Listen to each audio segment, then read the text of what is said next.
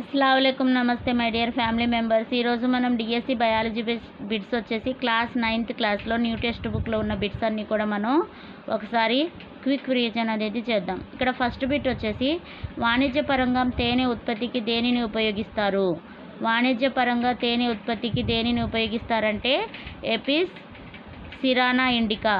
Apis సిరానా ఇండికాని వాణిజ్యపరంగా తేనె ఉత్పత్తికి ఉపయోగిస్తారనమాట. ఎపిస్ సిరానా ఇండికాను సాధారణంగా ఏమంటారు? ఎపిస్ సిరానా ఇండికాను సాధారణంగా ఇండియన్ బీ అని కూడా అంటాం. ఎపిస్ సిరానా ఇండికాను సాధారణంగా ఏమంటాం?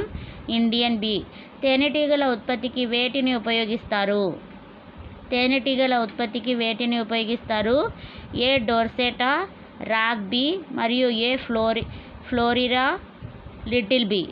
ఈ తేనెటీగల ఉత్పత్తిని వీటికి ఉపయోగిస్తారనమాట. ఏ డోర్సెటా, రాగ్ బీ మరియు ఏ ఫ్లోరియా లిటిల్ బీ.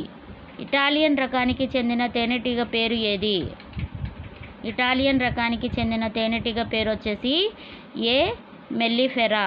ఇటాలియన్ రకానికి చెందిన తేనెటీగ పేరు ఏ మెల్లిఫెరా. తేనెను అధికంగా సేకరించే సామర్థ్యం ఏ తేనెటీగలకు ఉంది? తేనెను అధికంగా సేకరించే సామర్థ్యం అనేది ఏ తేనెటీగలకు ఉంది అంటే ఇటాలియన్ తేనెటీగలకి ఉందన్నమాట. తేనె తొట్టెలో ఉంటూ అధికంగా ప్రత్యుత్పత్తి జరుపుకునే తేనెటీగలు ఏవి? అంటే ఆ తేనె పట్టు ఉంటుంది కదా, దానిలో ఉండి అధికంగా ప్రత్యుత్పత్తిని జరుపుకునే తేనెటీగలు వచ్చేసి ఇటాలియన్ తేనెటీగలు. ఇవి ఏం చేస్తాయంటే ఆ తేనె తొట్టులోనే ఉండి తొట్టెలో ఎక్కువగా ప్రత్యుత్పత్తిని జరుపుకుంటాయి అన్నమాట. అలాంటి ప్రత్యుత్పత్తి జరుపుకునే తేనెటీగలు ఏవి అంటే ఇటాలియన్ తేనెటీగలు.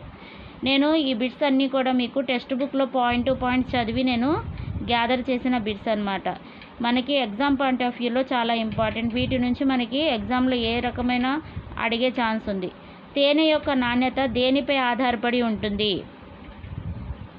తేనె యొక్క నాణ్యత దేనిపై ఆధారపడి ఉంటుంది? తేనె యొక్క విలువ, నాణ్యత, దాని రుచి, పచ్చిక బయళ్ళు, పువ్వుల రకాలు, పువ్వులలోని పొప్పడి రేణువులు, మకరందం పైన ఆధారపడి ఉంటుంది.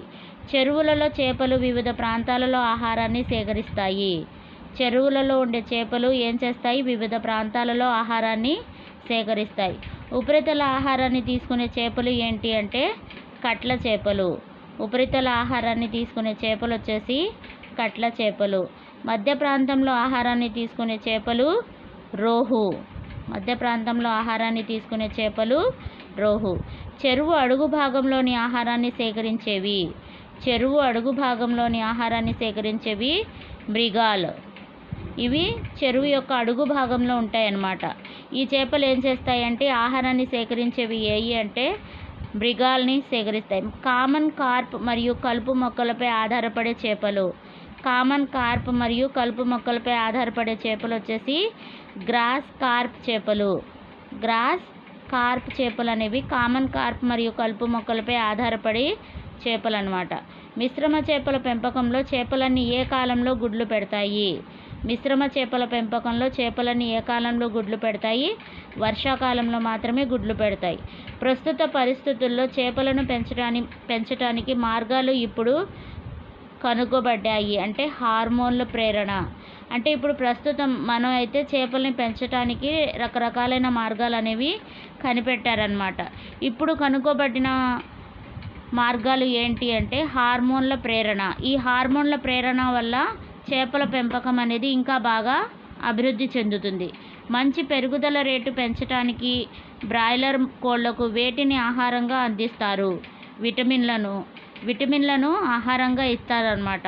వేటికి మంచి పెరుగుదల రేటు పెంచడానికి బ్రాయిలర్ కోళ్లకు వేటిని ఆహారంగా అందిస్తారంటే విటమిన్లను ఆహారంగా అందిస్తారు. గుడ్డు పెట్టే పక్షులను ఏమంటారు?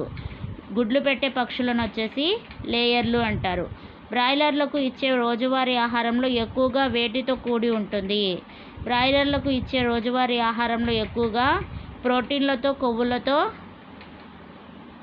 నిండి ఉంటుంది. ప్రోటీన్లతో, కొవ్వులతో నిండి ఉంటుందన్నమాట. బ్రాయిలర్లకు ఇచ్చే ఆహారం, రోజువారీ ఆహారం అనేది ఎక్కువగా వేటితో కూడి ఉంటుంది?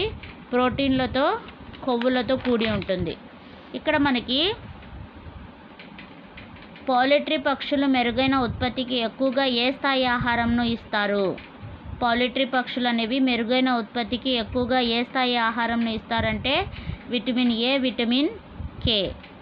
ఈ విటమిన్ ఏ, విటమిన్ కే అనేవి పౌల్ట్రీ పక్షులు మెరుగైన ఉత్పత్తికి, వాటి యొక్క ఉత్పత్తి ఎక్కువగా జరగటానికి ఏ స్థాయి ఆహారాన్ని ఇస్తారు, ఎలాంటి ఆహారాన్ని అందిస్తారు అంటే విటమిన్ ఏ, విటమిన్ కేని అందిస్తారు.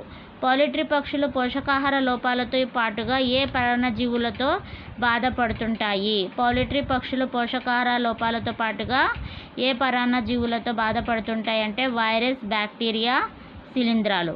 వైరస్, బ్యాక్టీరియా, శిలీంధ్రాలు. మన ఆహారంలో చేపల వల్ల ఏవి చౌకగా లభిస్తాయి?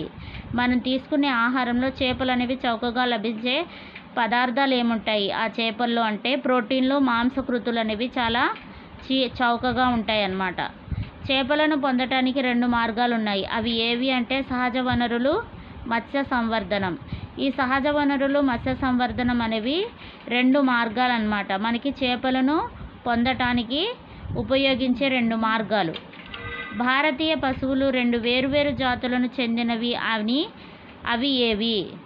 బాస్ ఇండికస్ ఆవులు, బాస్ బుబాలిస్ గేదెలు. ఇవి భారతీయ పశువులు, కానీ ఇవి 2 వేరువేరు జాతులకు చెందినవి అన్నమాట. వాటిని మనం ఏమంటాం? బాస్ ఇండికస్ ఆవులు, బాస్ బుబాలిస్ గేదెలు అన్నమాట. పాలను ఉత్పత్తి చేసే ఆడ పశువులను ఏమంటారంటే పాడి పశువులు లేదా డైరీ జంతువులు అంటాం. పాలను ఉత్పత్తి చేసే ఆడ పశువులను ఏమంటాం? పాడి పశువులు లేదా డైరీ జంతువులు అంటాం. వ్యవసాయ పనులకు ఉపయోగించే వాటిని ఏ జంతువులు అంటారు? వ్యవసాయ పనులకు ఉపయోగించే వాటిని మెట్ట జంతువులు అంటాం.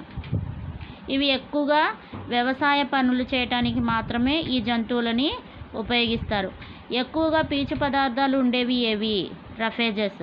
ఈ రఫేజెస్లో ఎక్కువగా పీచు పదార్థాలు అనేవి ఉంటాయి. పాలు ఇచ్చే కాలంలో పాల ఉత్పత్తికి అందించే ఆహార పదార్థాలు ఏవి? పాలు ఇచ్చే కాలంలో పాల ఉత్పత్తికి అందించే ఆహార పదార్థాలు ఏవి అంటే రఫేజెస్, గాఢత కలిగి ఉండే పదార్థాలు. ఇవన్నీ కూడా పాలు ఇచ్చే కాలంలో పాల ఉత్పత్తికి అందించే ఆహార పదార్థాలు. ఏ గేదెలైతే పాలుని ఇస్తాయో వాటికి ఇలాంటి ఆహార పదార్థాలని అందించడం వల్ల వాటి యొక్క పాల ఉత్పత్తి అనేది ఎక్కువగా పెరుగుతుందన్నమాట. పశువులపై నివసించే బాహ్య పరాన్న జీవులు ఎక్కడ నివసిస్తాయి? ఇప్పుడు పశువులపై కూడా కొన్ని బాహ్య పరాన్న జీవులు అనేవి నివసిస్తాయి. ఇవి ఏం చేస్తాయి? కొన్ని వ్యాధుల్ని వాటికి సంక్రమింప చేస్తాయి అన్నమాట. ఈ పశువులపై నివసించే బాహ్య పరాన్న జీవులు ఎక్కడ నివసిస్తాయి? చర్మంపై నివసిస్తాయి. ఈ చర్మంపై నివసించి చర్మ వ్యాధులని కూడా కలుగజేస్తాయి. పశువులపై నివసించే అంతర్గత పరాన్న జీవులు వేటిని ప్రభావితం చేస్తాయి?